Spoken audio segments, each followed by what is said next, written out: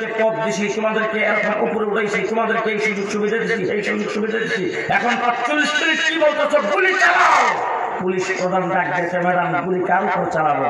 যার গায়ে গুলি লাগবে সে নিচে পড়বে লাফতে, আর বাকি কাছে যেটা থাকবে সেটা সামনের দিকে আসবে, পেছনে যাবে না। স্বাধীন সার্বভৌম বাংলাদেশ। ওয়াজ করবেন আব্দুল হাই বাবুল কিন্তু বসা আছে, ওনাদের কাছ থেকে শুনবেন। আমি ওয়াজ করার জন্য আসলে দেশটা মুসলমানের দেশ। ডাইনে বামে যদি এখন কেউ কথা না করে, কাউয়া কাদের জন্ম দেশটা কার দেশ? কার দেশ?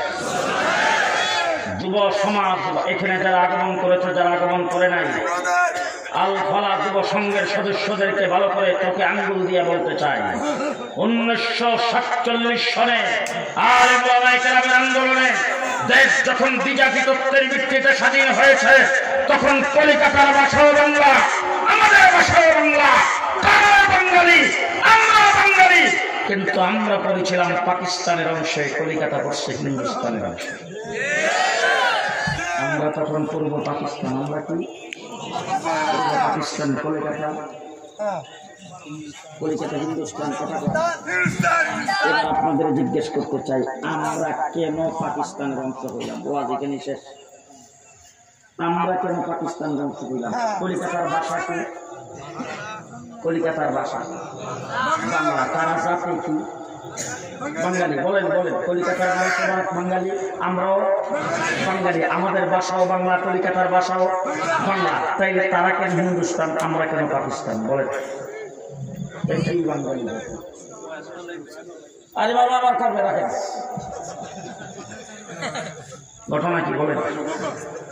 আমরা কেন পাকিস্তানের অংশ হলাম? একই বাঙালি, আমরা কেন হিন্দুস্তানের অংশ হলাম না? বা তারা কেন পাকিস্তানের অংশ হলো না? একই বাঙালি জাতি, কেন দুই ভাগ হইলাম? তারা কেন হিন্দুস্তানের অংশ হইল, আমরা কেন পাকিস্তানের অংশ হইলাম? বলে।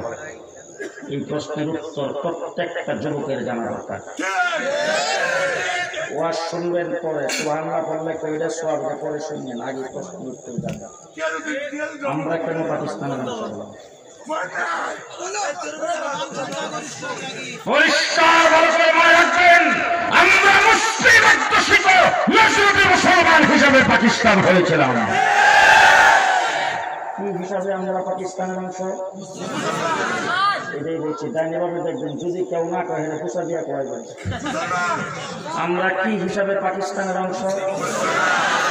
জি, মুসলমান হিসাবে। এবার আসেন, যখন পূর্ব পাকিস্তান আর পশ্চিম পাকিস্তান হয়েছে, পশ্চিম পাকিস্তানিরা আমাদেরকে অধিকার দেয় নাই, পশ্চিম পাকিস্তানিরা আমাদের অধিকারের উপর হস্তক্ষেপ করেছে, পশ্চিম পাকিস্তানিরা আমাদেরকে শিক্ষা চাকরির ব্যাপারে বৈষম্যের শিকার করেছে, পশ্চিম পাকিস্তানিরা আমাদের উপর অত্যাচার অবিচার করেছে। এই জন্য 7.5 কোটি বাঙালি ঐক্যবদ্ধ হয়ে পশ্চিম পাকিস্তানিদেরকে বিদায় করে বাংলাদেশ স্বাধীন করেছে। কিনা বলেন? কিনা বলেন? এবার বলতে চাই, ছোট্ট মধ্যখানের ছোট্ট একটা কথা বলতে চাই, ভালো করে মনে রাখেন। 71-এর স্বাধীনতা আন্দোলন, 71-এর মুক্তিযুদ্ধ কোন একক দলের ক্রেডিট নয়, কোন একজন ব্যক্তির ক্রেডিট নয়, 7.5 কোটি বাঙালির ক্রেডিট। এখন কোন দল আমাদের দেশে আমরা স্বাধীন করছি, কোন ব্যক্তির ক্রেডিট নয়, কোন একক দলের ক্রেডিট নয়, 7.5 কোটি বাঙালির ক্রেডিট। ঠিক না ঠিক? এবার ওই কথাটা বলতে চাই, ভালো করে মনে রাখবেন। কিন্তু আল ফালা সংগঠনকে বলছি, প্রয়োজন আজকে দাওয়াত দিন না, কিন্তু কথাগুলো মনে রাখবেন ভালো করে। 9 মাস যুদ্ধ করে স্বাধীন, কয় মাস? 6 মাস। এবার জিজ্ঞেস করতে চাই, বাহবুল হিসাবে এখানে থাকাতে আমার কথা বলতে সুবিধা হয়েছে। এবার জিজ্ঞেস করতে চাই, কাশ্মীর স্বাধীনতা যুদ্ধ করে কত বছর? 70 বছর যাবৎ স্বাধীনতা আন্দোলন করে লক্ষ লক্ষ মানুষ জীবন দিয়েছে। হয়েছিল কাশ্মীর স্বাধীন? আপনাদের সিলেটের পাশে আসাম 40 বছর যাবৎ স্বাধীনতা যুদ্ধ করতেছে, আজও স্বাধীনতা অর্জন করতে পারে না। আমার ব্রহ্মবাড়িয়ার পাশে হল ত্রিপুরা, আগরতলা, 30-35 বছর যাবৎ স্বাধীনতার স্লোগান দিচ্ছে, আজও স্বাধীনতা অর্জন করতে পারে নাই। আমরা স্বাধীন হয়েছি কয় মাসে? 9 মাসে খোদার কসম করে বলছি উলামায়ে কেরামকে সাক্ষী রেখে যদি আমরা হিন্দুস্তানের অংশ হতাম আমরা 9 মাসে স্বাধীনতা অর্জন করতে পারতাম না 70 বছর লড়াই করে স্বাধীনতা হতো না। 71-এ 9 মাসে মুক্তিযুদ্ধ করে স্বাধীন হয়েছি কিসের বিনিময়ে? কিসের বিনিময়ে? যদি এই কথাটা কেউ স্বীকার না করে বিশ্বাস না করে সে গাদ্দার আর মুনাফিক। আমরা স্বাধীনতা অর্জন করেছি কিসের বিনিময়ে? কিসের বিনিময়ে? মুসলমান হওয়ার কারণে 54 বছর হয়েছে দেশ স্বাধীন। 54 বছরের ভিতরে আওয়ামী লীগ ক্ষমতায় ছিল কিনা? বিএনপি ছিল কিনা? জাতীয় পার্টি ছিল কিনা? এই 3টা দল রাষ্ট্র পরিচালনা করেছেন।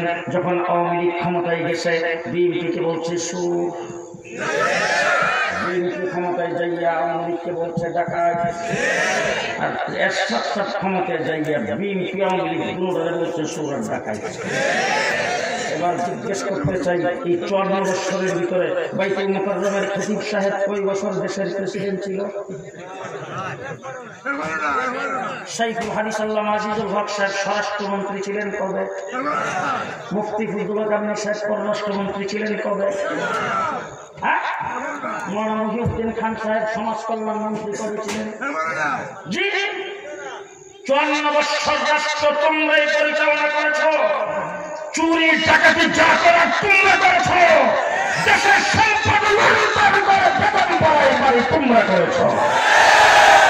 আমরা তার একটার সাথে জড়িত নয়। এরপরে আমাদেরকে দেখলি 1.5 মাস রিমান্ডে ছিলাম। রিমান্ডের ভিতরে আমাদের দেখলি 7টা টিম আমাকে জিজ্ঞাসাবাদ করেছে। জিজ্ঞাসাবাদে আইসা সর্বপ্রথম শব্দটা বলতো তুই পাকিস্তানিরা থাকা। টিমকে জিজ্ঞেস করতে আইসা আমি তাদের সামনে গেলেই বলতো তুই পাকিস্তানিরা থাকা, তোর দোহরপুরি পাকিস্তানিরা থাকা, তোর গাজীনগরী পাকিস্তানিরা থাকা, হরিগঞ্জের মুহাদ্দিস পাকিস্তানিরা থাকা, তোর আমিন পাকিস্তানিরা থাকা, তোর হাবিবজি হুজুর পাকিস্তানিরা থাকা, আমাদের আকাদেরকে দিয়ে গালিগালাজ করতো পাকিস্তানিরা থাকা। আজকে পরিষ্কার ভাষায় বলতে চাই আমরা পাকিস্তান সহ কোন দেশের রাজাকার নয়, তোমরা সবাই ইন্ডিয়ান রাজাকার।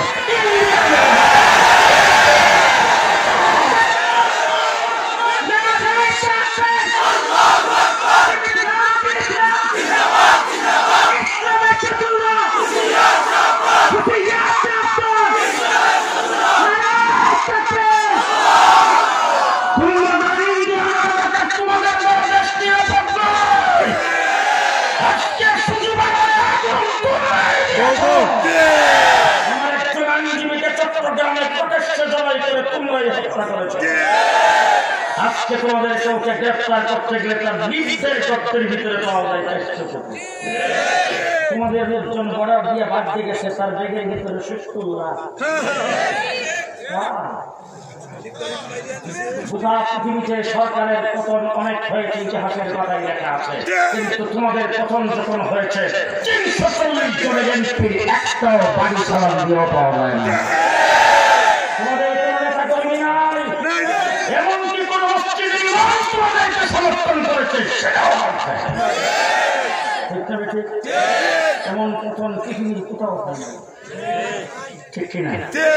জি আবার কয়েকদিন পর পুষ্পাট করে মোদির করে বৈশা মিস্টার মোদি সাহেব আপনি গত 16 তারিখে বক্তব্য দিয়েছেন হিন্দুস্তানের বিজয়। পরিষ্কার ভাষায় বলতে চাই রক্ত আমরা দিয়েছি, মুক্তিযুদ্ধ আমরা করেছি, এটা বাংলাদেশের বিজয়, হিন্দুস্তানের বিজয় বলে যদি আপনি নাক গলাইতে চান উচিত শিক্ষা দিয়ে ছেড়ে দেওয়া হবে।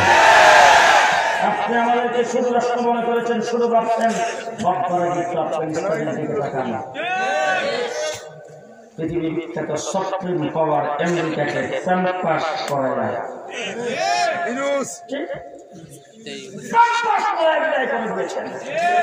আপনাকে বলবো দুটিরা সামলান, আপনার দুটি সামলান, শিক্ষা দিয়ে সারানো হবে। আপনার রাষ্ট্র বড়, আপনার জনগণ বেশি, আপনার সৈন্য বেশি, আপনার রাষ্ট্র বেশি, আপনার ক্ষমতা বেশি, সেটা ভাববার সময় আমাদের নয়। আমরা 313 জনের উত্তর সরি, রাসূল সাল্লাল্লাহু আলাইহি ওয়াসাল্লাম 317 জন নিয়ে বদরের যুদ্ধে নামছিল, তখন 1000-এর বাহিনী যে অস্ত্র শস্ত্র নিয়েছে, এটা চিন্তা করার সময় এসে, এটা ভাববার সময় আসলে পাইছে। আমরা ওই আল্লাহর নবীর উত্তরসূরি সাহাবায়ে কেরামের উত্তরসূরি, আমরাও তোমাদের রাষ্ট্র কি করার, তোমার শক্তি কি দূর আছে, এটা ভাববার সময় দেয় আমাদের। কি বলেন আছে? আছে। তোমরা আমাদেরকে পাকিস্তানি রাজাকার বলছো, আমরা এই সত্যিকারের দেশপ্রেমী। এতদিন পর্যন্ত অনেক সহ্য করেছি তোমাদেরকে,